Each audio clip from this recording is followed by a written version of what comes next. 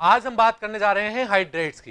Di hydrogen under certain reaction condition combine with almost all element except noble gases to form binary compounds called hydrides. मैंने क्या बोला? मैंने ये बोला है कि जो हमारे डाई हाइड्रोजन होते हैं वो कुछ सर्टेन कंडीशंस के ऊपर ऑलमोस्ट सभी एलिमेंट के साथ क्या कर लेते हैं, रिएक्शन कर लेते हैं और वहां पर हाइड्राइड का फॉर्मेशन करते हैं। बात क्लियर है?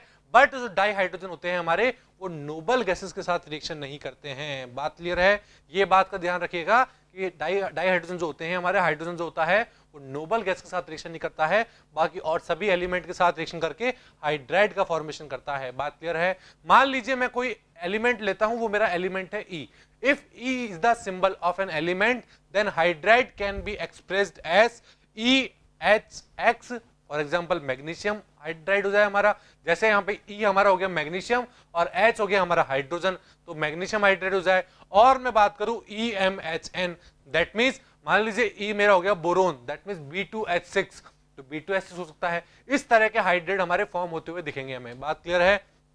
The hydride are classified into 3 categories. जो हमारे हाइड्राइड्स होते हैं उनको हमने 3 कैटेगरी के अंदर डिवाइड किया है। पहला हो गया हमारा, ध्यान से समझिएगा बच्चों, ये हमारे लिए बहुत इंपॉर्टेंट टॉपिक है। देखिए, पहला हो गया हमारा आयोनिक और सलाइन, और मैं कह दूं सॉल्ट लाइक हाइड्राइड।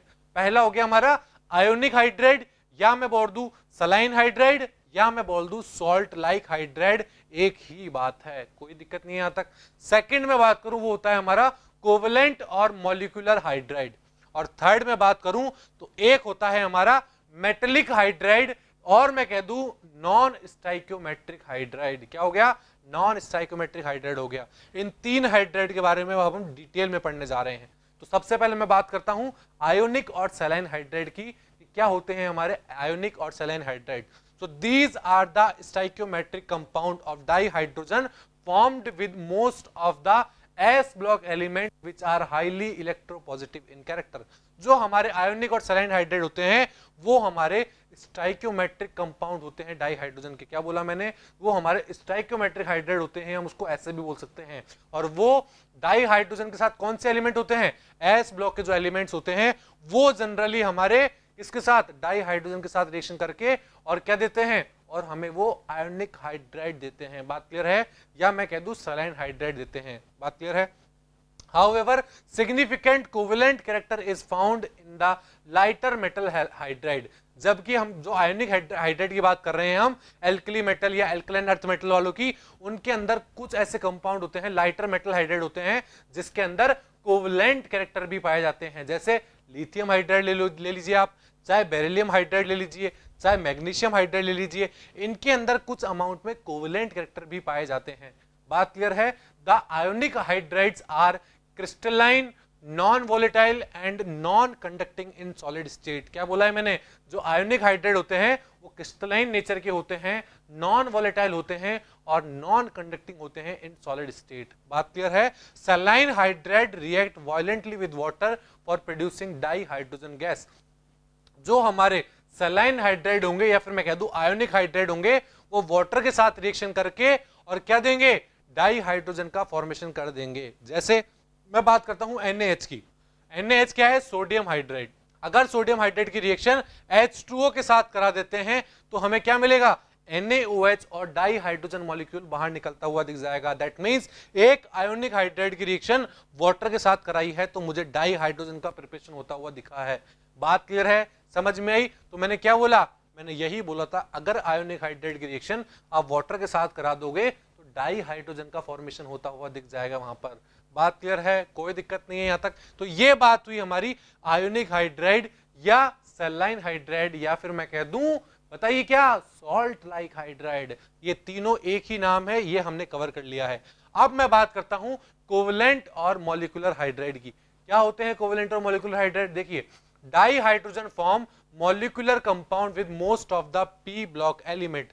जो पी ब्लॉक एलिमेंट होते हैं, अगर उनकी रिएक्शन डाइहाइड्रोजन के साथ करा दोगे तो हमें कोवलेंट और मॉलिक्यूलर हाइड्राइड का फॉर्मेशन होता हुआ दिख जाएगा। किसका?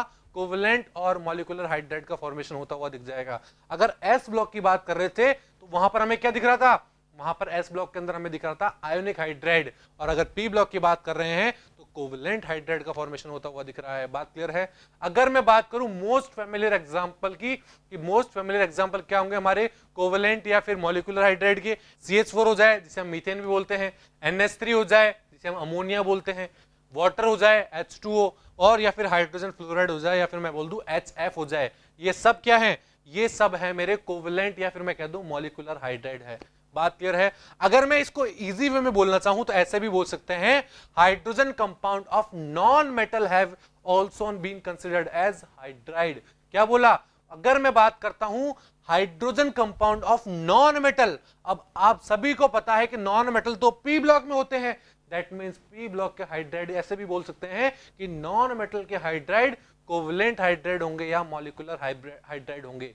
बात क्लियर है, कोई दिक्कत नहीं है, समझ में आया ये चीज। आगे देखिए, molecular hydride are further classified according to the relative number of electron and bond in the Lewis structure. क्या बोला मैंने? मॉलिक्यूलर हाइड्राइड को फर्दर क्लासिफाई किया गया है उनके नंबर ऑफ इलेक्ट्रॉन और नंबर ऑफ बॉन्ड के आधार पर उनकी लेविस स्ट्रक्चर को देखते हुए। पहला हो जाएगा हमारा इलेक्ट्रॉन डेफिशिएंट हाइड्राइड, सेकेंड हो जाएगा इलेक्ट्रॉन प्रिसाइज हाइड्राइड, और थर्ड हो जाएगा इलेक्ट्रॉन रिच हाइड्राइड। बात क्लियर है। तो देखिए तीनों नाम से ही कॉमन है, नाम से ही समझ में आ रहा है कि इनका मतलब क्या होगा। देखिए हम एक एक को स्टार्ट करते हैं। सबसे पहले मैं लेता हूं इलेक्ट्रॉन डेफिशिएंट हाइड्राइड, तो नाम से ही क्लियर है, डेफिशिएंट मतलब इलेक्ट्रॉन्स की कमी होगी इन हाइड्राइड के पास। तो देखिए डेफिनेशन क्या हो जाएगी, these are the hydride which have very less electrons for writing it conventional Lewis structure। क्या बोला मैंने? मैंने ये बोला है कि ये वो हाइड्राइड होते हैं जिनके पास इनकी लेविस स्ट्रक्चर लिखने के लिए इलेक्ट्रॉन कम होते हैं। क्या होते हैं? इलेक्ट्रॉन कम होते हैं। फॉर एग्जांपल मैं बात करूं डाइबोरेन B2H6, आप जानते हैं कि एक बोरेन के वैलेंस शेल में कितने इलेक्ट्रॉन होते हैं? 3 इलेक्ट्रॉन होते हैं। वो एक इलेक्ट्रॉन डेफिशिएंट कंपाउंड है। दैट मींस ये मेरा किसका एग्जांपल हो गया? ये मेरा इलेक्ट्रॉन डेफिशिएंट हाइड्राइड का एग्जांपल हो गया। बात क्लियर है। In fact all the element of group 13 will form electron deficient compound. इसका मतलब, और मैं बात करूं तो जितने भी मेरे 13 ग्रुप के एलिमेंट होंगे वो सब इलेक्ट्रॉन डेफिशिएंट कंपाउंड ही बनाएंगे, इलेक्ट्रॉन डेफिशिएंट हाइड्राइड ही बनाएंगे। दैट मींस इसका मतलब क्या हुआ? They act as Lewis acid, that is electron acceptor. अगर जिनके पास इलेक्ट्रॉन्स की कमी होगी तो वो इलेक्ट्रॉन लेने की टेंडेंसी रखेंगे, और अगर इलेक्ट्रॉन वो लेंगे तो वो तो लेविस एसिड कहलाएंगे। हमने पढ़ा हुआ है कि जो इलेक्ट्रॉन को एक्सेप्ट करते हैं, इलेक्ट्रॉन पेयर्स को एक्सेप्ट करते हैं, उन्हें हम बोलते हैं लेविस एसिड बोलते हैं। बात क्लियर है, समझ में आया इलेक्ट्रॉन डेफिशिएंट हाइड्राइड। इसी तरह मैं बात करता हूं इलेक्ट्रॉन प्रिसाइज हाइड्राइड की। किसकी? इलेक्ट्रॉन प्रिसाइज हाइड्राइड की। वो क्या होंगे? These have the required number of electron to write their Lewis structure. इनके पास उतने नंबर में इलेक्ट्रॉन प्रेजेंट होते हैं जिससे ये अपनी लेविस स्ट्रक्चर को लिख सके। बात क्लियर है। अब इसमें कौन से हाइड्राइड आते होंगे? All the element of group 14 form such compound. For example CH4 हो जाए, which are tetrahedral in geometry.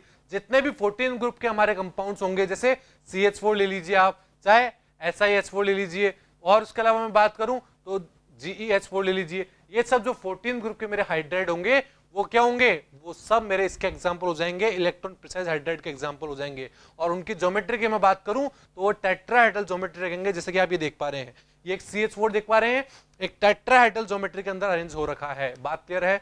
ये बात हुई हमारी इलेक्ट्रॉन प्रिसाइज हाइड्राइड की। अब मैं बात करता हूं इलेक्ट्रॉन रिच हाइड्राइड की, कि इलेक्ट्रॉन रिच हाइड्राइड क्या होंगे। देखिए, these have excess of electrons which are present as a lone pair। जैसे नाम से ही क्लियर है कि इलेक्ट्रॉन रिच, जिसके पास इलेक्ट्रॉन एक्सिस में हो, तो क्या डेफिनेशन हुई? These have axis of electron which are present as a lone pair। और इतने एक्सिस में इलेक्ट्रॉन होते हैं कि उन्हें लोन पेयर की तरह रहना पड़ता है। और इसके एग्जांपल क्या होंगे? The elements of group 15 to 17 form such type of hydride. जैसे NH3 हो जाए जिसके पास एक लोन पेयर होता है। वाटर की बात अगर मैं कर लूं तो 2 लोन पेयर होते हैं। अगर HF की मैं बात कर लूं, हाइड्रोजन फ्लोराइड की मैं बात कर लूं, तो फ्लोरीन के ऊपर 3 लोन पेयर होते हैं। दैट मींस ये सब मेरे क्या बनाएंगे? ये सब बनाएंगे मेरे इलेक्ट्रॉन रिच हाइड्राइड। बात क्लियर है, कोई दिक्कत नहीं है यहां पर।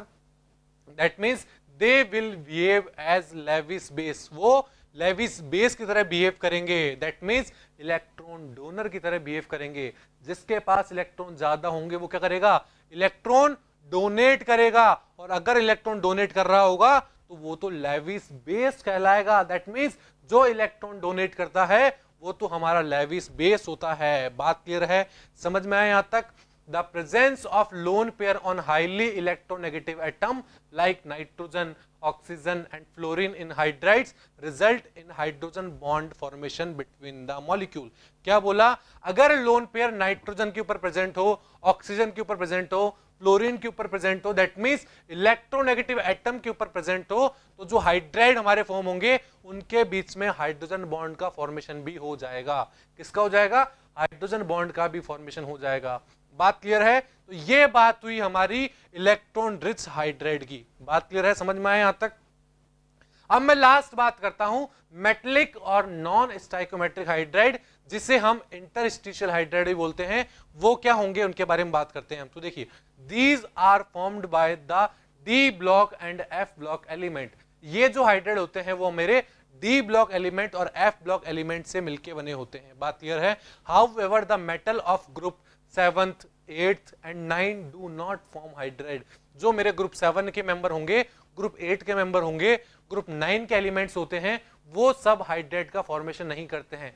इवन फ्रॉम ग्रुप 6, अगर मैं बात करूं ग्रुप 6 की, तो उसमें भी केवल और केवल क्रोमियम ही ऐसा होगा जो हाइड्राइड का फॉर्मेशन कर रहा होगा। किसका? क्रोमियम ही एक ऐसा होगा जो हाइड्राइड का फॉर्मेशन करता है, जो CrH हम लिखते हैं। बात क्लियर है? अनलाइक सैलाइन हाइड्राइड, अगर मैं इसको सैलाइन हाइड्राइड से कंपेयर करता हूं तो they are almost always non stoichiometric होते हैं।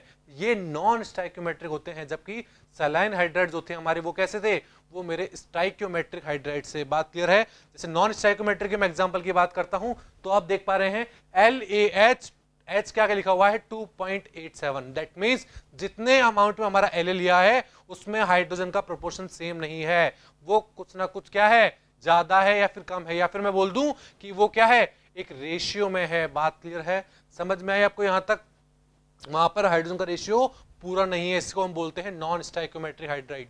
इसी तरह मैं सेकंड एग्जांपल लूं तो आप देख पा रहे हैं YbH 2.55, यहां पर H 2.55 ही है, मतलब इनका रेशियो अलग अलग है, सेम नहीं है। ये नॉन स्टाइक्योमेट्रिक है मेरे हाइड्राइड। बात क्लियर है? तो ये सब मेरे एग्जांपल थे नॉन स्टाइक्योमेट्रिक हाइड्राइड के। बात क्लियर है यहां तक? तो इसी तरह मैं बात करता हूं, earlier it was thought that in these hydride hydrogen occupy interstitial site in the metal lattice. क्या बोला, पहले ऐसा सोचा जाता था कि जो हाइड्राइड होंगे वो किसी भी मेटल लैटिस के अंदर इंटरस्टिशियल साइट पर चले जाएंगे और वहां पर जाकर एक डिस्टॉर्शन प्रोड्यूस करेंगे, बट उस डिस्टॉर्शन से कोई भी चेंज नहीं होगा उस मेटल लैटिस के अंदर। सो दे वर टर्म्ड एज इंटरस्टिशियल हाइड्राइड। सो उन्हें इंटरस्टिशियल हाइड्राइड नाम दिया गया। क्या बोला मैंने, पहले ऐसा सोचा जाता था कि कोई भी जो मेरा हाइड्राइड होगा वो मेटल लैटिस के साथ जाएगा, वहां पर इंटरस्टिशियल पोजीशन पे चला जाएगा और इंटरस्टिशियल पोजीशन जाने के बाद हल्का सा डिस्टॉर्शन करेगा, और डिस्टॉर्शन करने के बाद भी वहां पर मेटल के लैटिस में कोई भी चेंज नहीं होगा, और कोई भी चेंज नहीं होगा तो वहां हम हाइड्राइड को बोल देते थे कि ये मेरा इंटरस्टिशियल हाइड्राइड है। बात क्लियर है? बट अगर मैं बात करूं रिसेंट स्टडीज की तो वहां पर यह पाया गया, except for hydride of nickel, palladium, cerium और actinium, other hydride in the class have lattice different from that of the parent metal। क्या बोला, अगर इनके अलावा कोई और हाइड्राइड होते हैं तो वो सब जाकर मेटल के लैटिस को क्या करते हैं, छेड़ देते हैं, डिस्टॉर्ट कर देते हैं, उस मेटल के लैटिस को चेंज कर देते हैं उसके पेरेंट मेटल से। बात क्लियर है? दैट मीन्स वहां पर क्या होता है, वहां पर हाइड्राइड इंटरस्टिशियल पोजीशन पर नहीं जाता है, कहीं और चला जाता है। बात क्लियर है यहां तक? So the property of absorption of hydrogen on transition metal is widely used in catalytical reduction, या फिर मैं कह दूं hydrogenation reaction for the preparation of large number of compound। जो हमारा हाइड्रोजन का क्या है, एब्जॉर्प्शन है ट्रांजिशन मेटल्स के ऊपर, वो वाइडली यूज किया जाता है हमारा कैटालिटिकल रिडक्शन के अंदर, या मैं कह दूं हाइड्रोजनेशन रिएक्शन के अंदर, और for the preparation of large number of compounds के अंदर इसका यूज किया जाता है। बात क्लियर है? सम ऑफ द मेटल, जैसे पैलेडियम हो जाए, प्लेटिनम हो जाए, can accommodate a very large volume of hydrogen and therefore can be used as its storage media. जो मेरे पैलेडियम होते हैं, प्लेटिनम होते हैं, वो बहुत लार्ज अमाउंट में हाइड्रोजन को क्या कर सकते हैं, स्टोरेज कर सकते हैं, तो उन्हें बोला जाता है स्टोरेज मीडिया बोला जाता है. बात क्लियर है? This property has high potential for hydrogen storage and as a source of energy. और ये जो प्रॉपर्टी होती है इसके पास क्या होता है, हाई पोटेंशियल होता है फॉर हाइड्रोजन स्टोरेज, तो इसीलिए इसको सोर्स ऑफ एनर्जी की तरह भी यूज लिया जाता है. बात क्लियर है? तो आई होप आपको समझ में आया होगा